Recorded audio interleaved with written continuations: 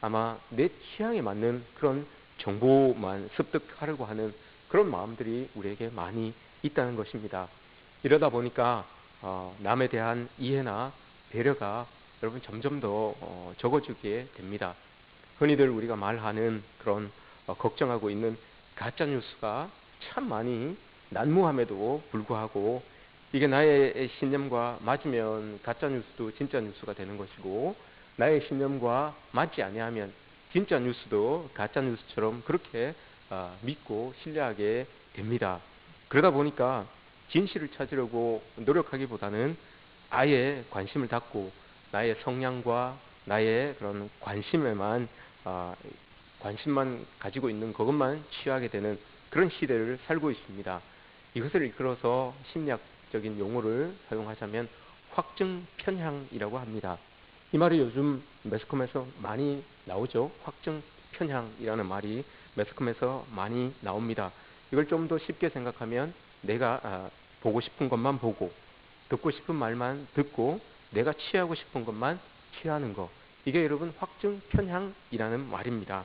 근데 이 말이 우리 사회에서 최근에 이게 문제라고 여겨져서 걱정들을 많이 하지만, 사실 이 말이 여러분 신앙인들에게 있어서, 신앙에 있어서 확증 편향이라고 하는 것은 굉장히 뿌리 깊은 문제입니다.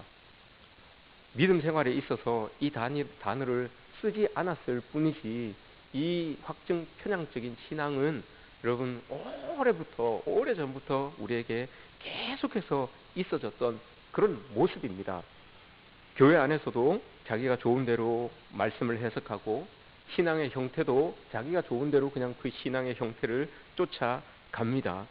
자기 생각과 다르면 틀린 것 같고, 또 자기가 마음먹은 것은 꼭 그렇게 돼야만 되는 것, 이게 여러분 이 확증 편향적인 신앙입니다. 그 대표적인 것이 기복신앙이다라고 할 수가 있습니다. 기복신앙을 주장하는 사람들은 이 기복신앙만이 신앙이라고 생각해서 쫓아갑니다. 그것을 좋아하기 때문에 성경에서 다른 많은 말씀들을 했음에도 불구하고 그 말씀들은 눈에 들어오지 아니하고 기복신앙과 관련되어 있는 그런 말씀들만 쫓아가는 그런 경향들이 우리의 신앙 가운데 있습니다. 말을 안 해서 그렇지 여러분 이 모든 것들이 다 확증 편향적인 신앙이다라는 것입니다. 대표적인 말씀 가운데 하나가 마가복음 9장 말씀이죠. 9장 23절 말씀. 할 수 있거든이 무슨 말이냐? 믿는 자에게는 능치 못할 일이 없느니라. 여러분 이 말씀을 우리가 굳게 믿고 있습니다. 그래서 믿음만 있으면 우리 모든 바라고 원하는 것들을 얻게 되고 할 수 있게 된다라고 이렇게 생각을 하고 있습니다. 주님은 우리에게 십자가의 길을 가라고도 말씀해 주셨고 가르쳐 주셨는데, 그 말씀에 대한 관심은 상대적으로 좀 적고 내가 좋아하는 확증 편향의 말씀만을 붙들고 신앙생활하는 경우가 우리에게 적지 않다는 것을 우리가 깨달아야 됩니다. 하나님께서 우리에게 복을 주시고자 하는 것은 신앙에 있어서 굉장히 중요한 개념입니다. 근데 우리가 다 복을 얻고 누리면서 살아야 되는데 그 복에 대한 이 편향적인 생각을 가지고 있다는 거죠. 그 복을 얻는 신앙생활의 방법에 대해서도 편향적인 생각을 가지고 있다는 것이죠. 그래서 내가 좋은 대로 복에 대해서 해석을 하고 또 내가 좋은 대로 복을 얻는 방법에 대해서 그렇게 신앙 형태로 취하게 된다는 것입니다. 목회를 하면서 많은 질문을 받지만 그 중에 하나가 이런 질문입니다. 목사님, 신앙생활을 참 열심히 하는데 하나님을 참 열심히 잘 믿으려고 하는데 왜 일이 이렇게 잘 안 될까요? 왜 이렇게 하는 일마다 잘 안 됩니까? 우리 자녀들은 왜 잘 풀리지 않습니까? 왜 자꾸 몸이 아픕니까? 이런 나는 하나님 잘 붙들고 신앙생활 열심히 하려고 하는데 왜 이런 일들이 나에게 자꾸 일어납니까? 라는 질문을 많이 받습니다. 이게 여러분 기복적인 신앙이고 이게 확증 편향적인 신앙입니다. 내가 하나님 잘 믿으면 무조건 잘 되어야 된다는 그 마음, 내가 하나님 앞에 열심을 다하면 하나님도 그 열심에 대하여서 뭔가 보상을 해주어야 된다는 그 마음, 여러분 이게 확증 편향적인 신앙생활입니다. 복은 하나님이 가지고 계신 겁니다. 그건 맞아요. 복은 하나님께서 가지고 계시고 주는 것도 하나님 마음이시고 안 주는 것도 하나님 마음이십니다. 근데 우리가 그 복에 대하여서 신앙생활을 하는 것에 있어서 내가 이렇게 하면 하나님 이렇게 하셔야 되고 내가 저렇게 하면 하나님 저렇게 해야 된다는 그런 생각을 가지고 신앙생활을 하면 여러분 이게 하나님 보시기에 잘못됐다는 겁니다. 오늘 우리가 함께 보려고 하는 말씀이 대표적인 신앙의 확증 편향에 대한 말씀입니다. 오늘 말씀을 통해서 우리가 이해하려고 하는 것과 예수님께서 우리에게 요구하시는 것이 어떻게 다른지 여러분 이 말씀을 통해서 우리가 깨달았으면 좋겠습니다. 오늘 말씀은 예수님께서 아직 본격적으로 그 사역을 시작하기 전입니다. 시작하기 전에 제자들을 부르시는 그런 장면입니다. 제자 중에서도 가장 예수님께서 곁에 두시고 함께 일하셨던 그 베드로, 가장 연민을 많이 느끼셨던 그 베드로를 부르는 그런 장면입니다. 오늘 이 말씀은 마태복음 4장에도 나오고 마가복음 1장에도 나옵니다. 근데 마태복음 4장과 마가복음 1장에서는 자세하게 이야기하지 않고 중요한 것만 딱 짚고 넘어갑니다. 근데 오늘 누가복음에서는 앞뒤 정황을 다 이야기해주고 비교적 자세하게 이렇게 기술을 해주고 있는 내용입니다. 이 본문에서 우리가 중요하게 생각하고 있는 말씀이 있죠. 그 중요하게 생각하는 것은 이겁니다. 베드로가 갈릴리 호수에서 밤새 그물을 내렸는데 고기를 잡지 못한 상황입니다. 그때 예수님께서 새벽에 가서 그물을 저 깊은 데로 가서 내려라 라고 했더니 베드로가 말하기를 말씀에 의지하여 밤새도록 내가 고기를 못 잡았지만 말씀에 의지하여 그물을 내리겠습니다 라고 하는 그 말씀입니다. 이렇게 말씀에 의지하여 그물을 내렸더니 셀 수 없는 만큼의 고기가 잡혔더라 라고 이렇게 우리는 이 내용을 이해하고 있습니다. 맞죠? 제가 지금 말씀드린 게 맞죠? 이 내용이 맞죠? 읽어보십시오. 예, 맞습니다. 그래서 이 본문을 통해서 우리 주님께서 우리에게 주시는 교훈이 뭐냐라고 했을 때 말씀을 믿고 말씀을 의지하고 우리가 그물을 내리면 그물이 찢어질 만큼 우리에게 고기가 많이 잡히게 된다. 내 지혜와 내 지식이 아니라 주님의 말씀을 의지하면 삶에 있어서 많은 성과를 얻을 수 있다. 이 메시지로 여러분 우리는 이 말씀에 대하여서 교훈을 받게 됩니다. 그런데 이 내용을 좀 잘 보시면, 좀 자세하게 보시면 우리가 알고 있는 것과 좀 다른 것으로 이해를 할 수가 있습니다. 우리는 좀 전에도 말씀드렸지만 확증 편향, 보고 싶은 것만 보고 싶은, 보는 그런 마음이 우리에게 있지요. 말씀에 순종했더니 고기를 많이 잡았더라. 이 정도로 여러분 우리는 해석을 하고 있습니다. 하지만 말씀을 좀 더 곱씹어 보시면 더 깊은 것이 있다는 것을 우리가 깨닫게 됩니다. 결론적으로 먼저 말씀을 드리자면 말씀을 의지했을 때 우리에게 고기가 많이 잡히는 것, 그것보다도 말씀을 의지했을 때 그 결과는 그물을 버리게 된다는 겁니다. 고기가 많이 잡힌 것 이거보다도 말씀에 의지했을 때 그물을 버리게 되는 그런 일들이 우리에게 일어난다는 겁니다. 이 완전히 다르죠. 우리가 말씀을 의지했을 때 그물을 통해서 많은 고기를 잡는다라고 해석하는 것과 말씀을 의지하게 되면 그 그물을 버리게 된다라고 하는 것, 엄청난 차이가 있습니다. 물고기의 수에 관심을 가지다 보니 여러분 그물을 버리는 것이 보이지 않는 겁니다. 물고기 수가 엄청 많았기 때문에 그 뒤에 나오는 그물을 버리는 모습들이 보이지 않는 거죠. 여기에 대해서 조금 더 설명을 하고 나가겠습니다. 그물을 내린 곳이 갈릴리 호수입니다. 갈릴리 호수는 본문에서는 게네사렛 호수다라고 이렇게 이야기를 하는데 갈릴리 호수가 복음서에서는 세 가지로 등장하죠. 갈릴리 호수, 게네사렛 호수, 디베라 바다라고 이렇게 이야기를 합니다. 게네사렛과 디베라는 이 갈릴리 호수의 서쪽에 있는 동네입니다. 그래서 그 동네에 앞바다에 있다라고 해서 그 동네의 이름을 따서 게네사렛 호수, 디베라 호수 바다라고 이렇게 이야기를 하고 있는 것입니다. 이렇게 오늘 말씀을 보시면 그 디베라 호수에 갈릴리 게네사렛 바닷가에 이 예수님께서 사람들에게 말씀을 가르치고 있는 모습이 이렇게 보여집니다. 오늘 말씀에서 말씀을 가르치고 있다라고 이렇게 이야기를 하죠. 하나님의 말씀을 가르치고 있는데 많은 무리들이 예수님에게 몰려와 있다고 했습니다. 4장 1절에 오늘 5장 1절에 무리가 몰려와서 하나님의 말씀을 들을 때 예수는 게네사렛 호숫가에 서서 그 호숫가에 서서 하나님의 말씀을 전하고 있는 거예요. 많은 무리들이 지금 예수님께 몰려와 있습니다. 몰려온 이유가 있어요, 여러분. 그 몰려온 이유를 4장에서 찾을 수가 있습니다. 4장에서 찾는데 그 4장의 37절에 보면 예수님의 소문이 쫙 퍼져 있었기 때문에 많은 사람들이 지금 예수님 앞에 몰려 나온 거예요. 그 소문은 그럼 어떤 소문입니까, 여러분? 예수님에 대한 소문이 퍼져서 그 소문을 듣고 사람들이 지금 예수님 계시는 그 게네사렛 호숫가로 다 나와 있는데 그 소문이 어떤 소문입니까? 4장 18절의 내용입니다. 가난한 자에게 복음을 전하고 포로된 자에게 자유를 누리게 하고 눈먼 자를 다시 보게 하고 눌린 자를 자유롭게 하는 그런 분이다라는 소문이 여러분 쫙 퍼져 있었어요.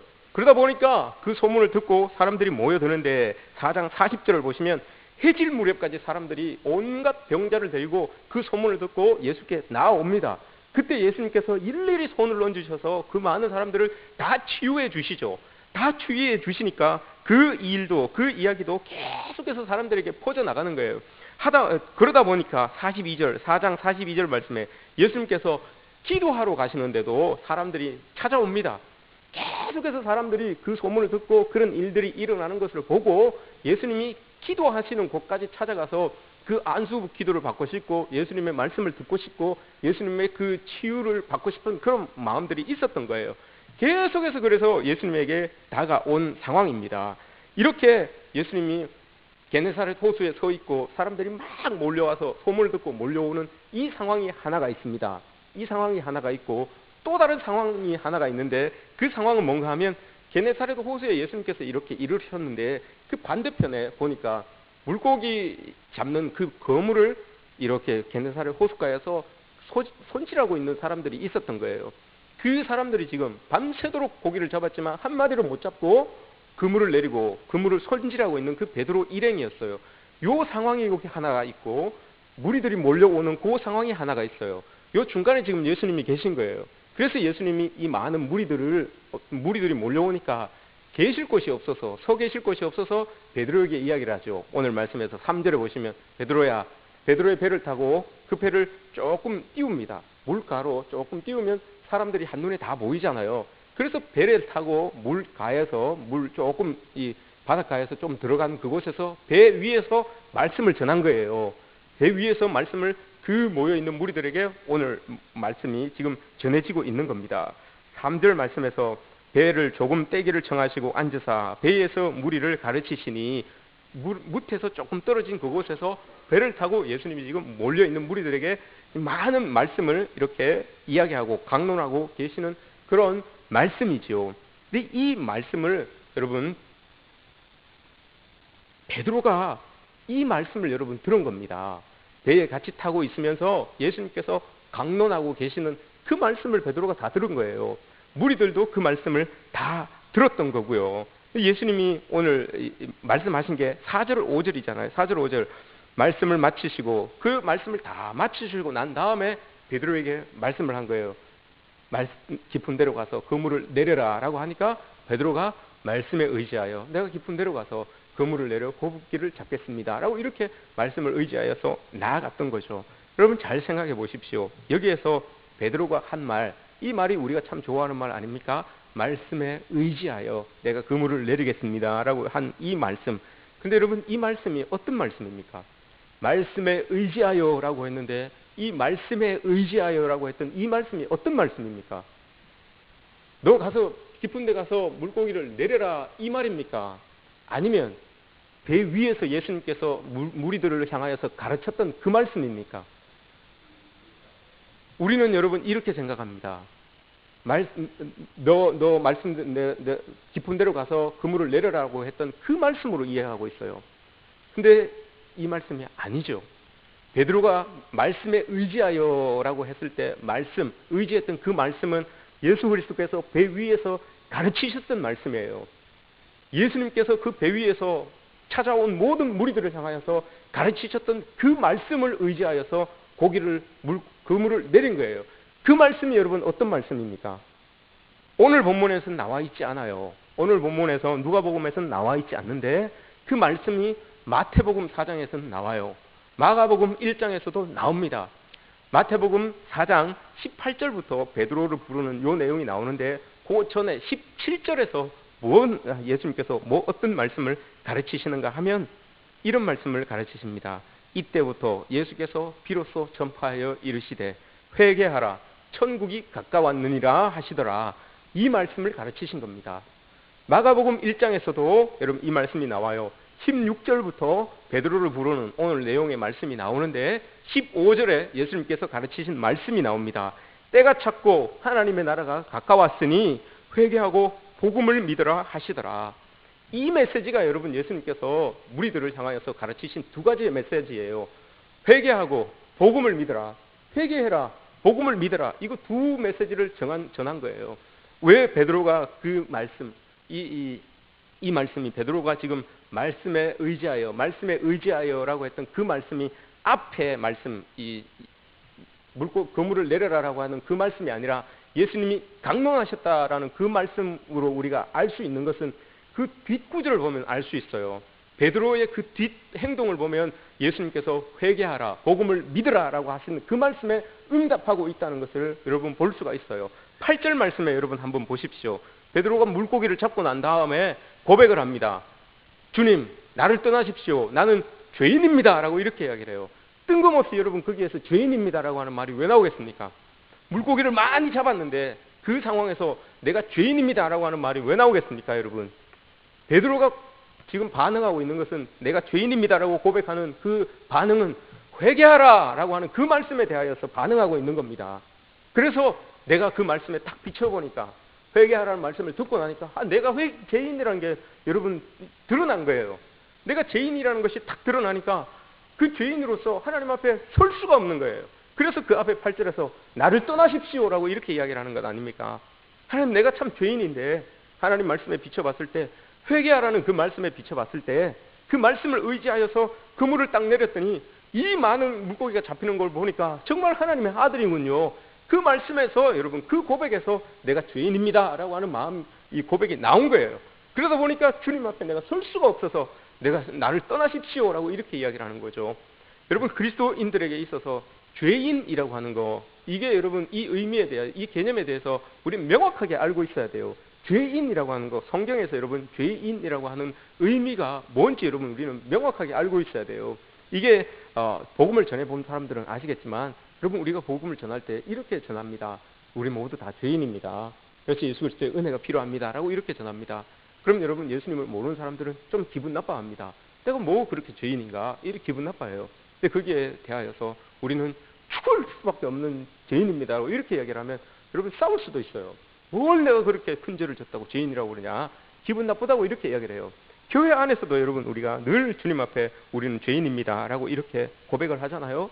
근데 이 죄인이라고 하는 이 고백의 의미를 알고 여러분 우리가 하나님 앞에 죄인입니다라고 고백을 해야 되는 거죠. 그 의미가 여러분 성경에서 뭐라고 이야기를 합니까? 죄인이라고 하는 것은 여러분 이런 의미를 가지고 있습니다. 우리의 생사 여탈권이 나에게는 없습니다. 모든 것이 하나님에게 달려져 있습니다. 이 의미입니다. 이게 여러분 죄인이라고 하는 의미입니다. 그래서 베드로가 여러분 물고기가 잡힌 걸 보니까 내가 그렇게 힘써서도 안 됐는데 나의 생사 여탈권이 하나님에 있는 것처럼 모든 것을 다 하나님이 주장하시는구나, 그걸 깨달은 거예요. 그래서 주님 앞에 나는 죄인입니다 라고 이렇게 고백을 한 겁니다. 그 말씀을 의지해서 회개하라 라고 하는 그 말씀을 의지해서 물고기를 잡으려고 그물을 툭 내렸더니 그 물고기, 내 뜻대로 내 마음대로 하고 싶었던 그 물고기가 여러분 그 말씀에 딱 의지해서 내리니까, 그래서 그만큼 잡힌 걸 보고 나뿐만 아니라 천하 만물을 주장하시는 분이 하나님이구나, 예수님이구나라는 것을 깨닫게 된 거죠. 그래서 여러분 주님 앞에 이 회개합니다, 내가 죄인입니다 라고 하는 그 마음이, 그 고백이 툭 튀어나온 겁니다. 그리고 주님 앞에서 나는 떠나주십시오 라고 이렇게 말씀하신 이유가 바로 그거죠. 우리의 생사 여탈권이 여러분 하나님에게 있습니다. 우리의 모든 것들이 다 하나님이 주관하고 계신다는 거, 주님이 주권자라고 하는 그 고백, 이게 여러분 죄인입니다 라고 하는 이 고백입니다. 이 고백이 있을 때 여러분 우리는 그런 말 안 합니다. 어떤 말입니까? 왜 나는 하나님 이렇게 잘 믿는데 왜 잘 안 됩니까? 왜 하나님 잘 믿는데 우리 자녀들 왜 잘 안 됩니까? 왜 하나님 믿는데 왜 잘 안 됩니까? 여러분, 이거는 우리가 확증 편향적인 신앙을 가지고 있기 때문에 그렇습니다. 아직까지 세상의 가치관을 가지고 있기 때문에 내가 이렇게 하면 하나님 이렇게 하셔야 되는데 라고 하는 그런 생각이 있기 때문에 그런 말씀들을 하는 거죠.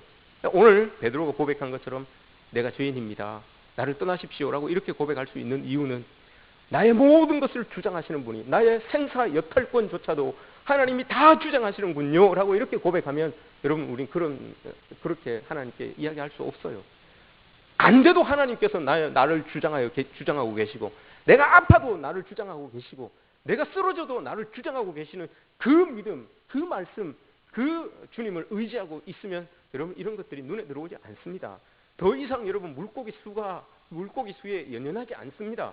이게 하나님 앞에 고백되어지면 하나님이 나의 생사 여탈권을 쥐고 있는데 물고기가 많이 잡힌들 적게 잡힌들 이게 무슨 의미가 있습니까? 이게 여러분, 베드로가 지금 고백하고 있는 겁니다. 또 하나 여러분, 베드로가 고백하는 게 있어요. 베드로는 주님이 가르쳐 주신 첫 번째 회개하라라는 말씀에 이렇게 반응을 하였고, 두 번째 복음을 믿으라라고 하는 그 말씀에 어떻게 반응을 하였는가 하면 그물을 버립니다. 그 많은 물고기에 잡혀 있는 그 그물을 여러분 탁 버려요. 이게 여러분 어떤 의미입니까?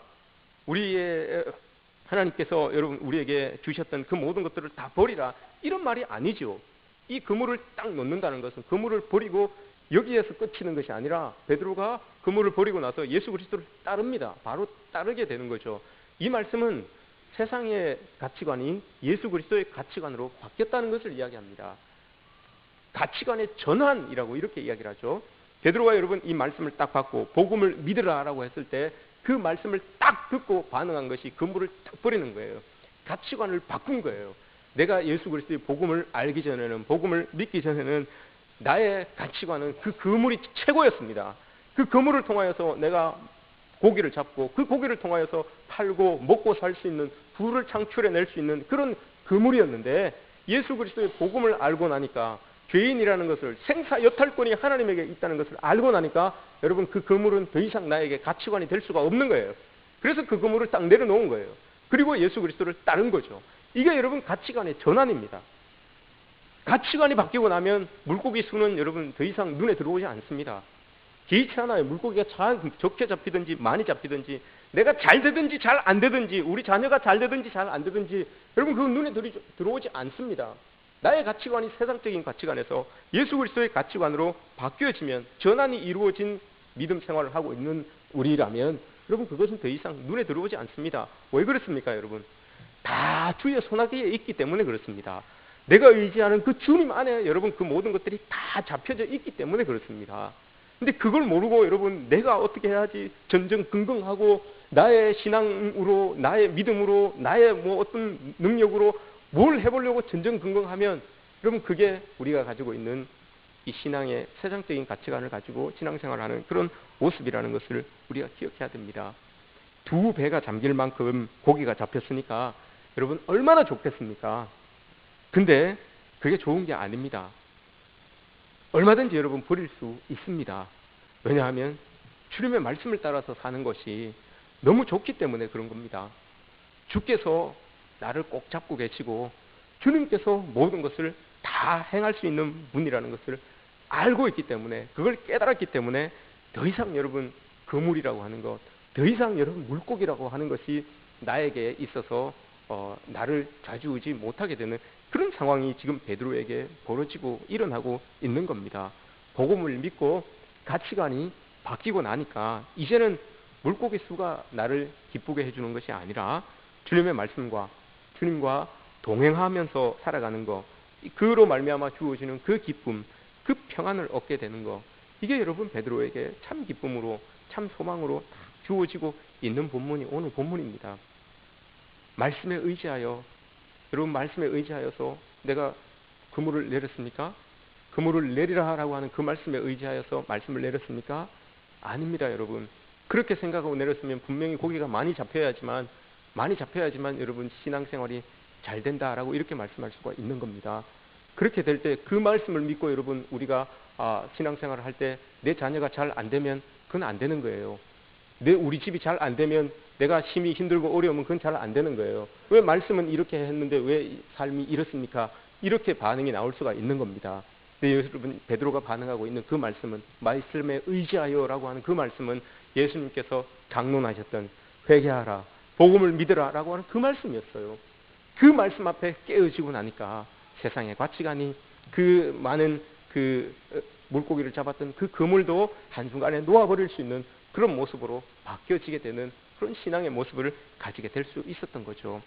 여러분, 여전히 말씀을 의지하면서 많은 물고기를 잡을 수 있기를 원하신다면, 다시 말해서 하나님을 의지하고 말씀을 의지할 때 하나님 나에게 능력을 주셔서 더 많은 물고기를 잡을 수 있도록 해주신다라고 하는 신앙의 틀을 우리가 가지고 있다면, 그것은 아직도 여러분, 내가 세상적인 가치관, 그 그물의 가치관을 가지고 있다는 거, 아직까지 바뀌지 않은 가치관을 가지고 있다는 것입니다. 진짜 말씀을 의지하게 되면 그물과 물고기를 내려놓을 수 있습니다. 그래서 여러분, 힘들어도 하나님 의지할 수 있는 것이고, 그래서 여러분, 세상에서 내 삶이 정말 찌들어도 하나님 의지할 수가 있는 겁니다. 그게 안 되면 하나님 앞에 원망이 나오는 거죠. 그게 안 되면 하나님을 향하여서 여러분, 절망을 부르짖게 되는 거죠. 근데 여러분, 우리가 세상 속에서 그럼에도 불구하고 하나님 의지하고 나아갈 수 있는 것은 이 물고기와 그물이 중요한 것이 아니라 하나님 말씀, 나를 주장하여 주시는 분이 하나님이구나라는 것을 우리가 깨닫게 되면, 여러분, 이 어려움 속에서도 희망을 잃지 아니하고 주님을 붙들고 나아갈 수가 있게 되는 것입니다. 하나님, 내가 이러하니까 하나님도 이렇게 해주십시오 라고 하는 그런 식의 확증 편향적인 그런 신앙이 아니라, 나의 생사 여탈권 모든 것이 하나님에게 있사오니 나의 주인이신 주님께서 나를 붙들어 주십시오. 그래서 나는 주님을 선택하며 살겠습니다. 내가 어려워도 그러하기에 나의 모든 것들을 주장하시는 분이 하나님이고, 나의 모든 것들을 이끌어 가시는 분이 하나님이라는 것을 내가 알기에, 그럼에도 불구하고 나는 하나님을 선택하며 나아갑니다. 내가 힘들고 어려워도 그럼에도 불구하고 나는 하나님을 선택하고 나아갑니다 라고 하는 이 믿음, 여러분, 이렇게 살아가는 게 오늘 베드로 사도가 하나님께 보여주신 그런 믿음의 고백의 의미입니다. 우리도 여러분, 이런 고백이 있었으면 좋겠습니다. 이 고백이 여러분, 힘들고 어렵고 눈물 나는 상황 속에서도 이런 고백을 여러분들이 하실 수 있기를 축복합니다. 내가 참 힘들어도 나의 모든 것 다 하나님 앞에 달려져 있는데, 내 모든 이거 하나님이 다 붙잡고 계시는데, 그러므로 말미암아 나는 하나님 선택하면서 나아가겠습니다 라고 하는 이 모습이 여러분, 우리의 신앙생활 가운데서, 우리의 삶의 모습 가운데서 있어지기를 축복합니다. 그렇게 살아갈 때 하나님, 여러분, 그냥 두지 않습니다. 그렇게 바라고 원하시는 그 복들을 하나님께서 이루어 주실 것입니다. 먼저 돼야 할 게 여러분 있다는 것을 기억하십시오. 복이 먼저가 아니라 여러분, 하나님 앞에 우리의 이 주께서 전파하신 그 말씀 앞에 반응하는 거, 이게 먼저라는 겁니다. 이게 먼저 고백되어지고 나면 복이라고 하는 것은, 우리가 원하고 바라는 것이라고 하는 것은 따라오게 되어 있습니다.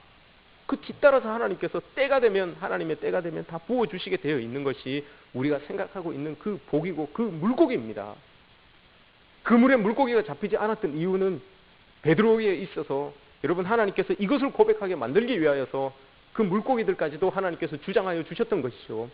그것을 고백하고 나니까, 여러분, 그것을 알고 나니까, 그 말씀에 대하여서 반응하고 나니까 물고기가 그물에 잡혀지는 것 아니겠습니까? 여러분, 우리의 삶도 이러하였으면 좋겠습니다. 먼저 하나님의 그 가르치심, 회개하십시오, 복음을 믿으십시오 라고 하는 그 말씀에 먼저 반응하시고, 그 반응에 여러분, 결과물들로 물고기들이 그 물에 찢어지도록 잡혀지는 그런 은혜가 여러분들의 삶 가운데 있어지기를 주님의 이름으로 축복합니다.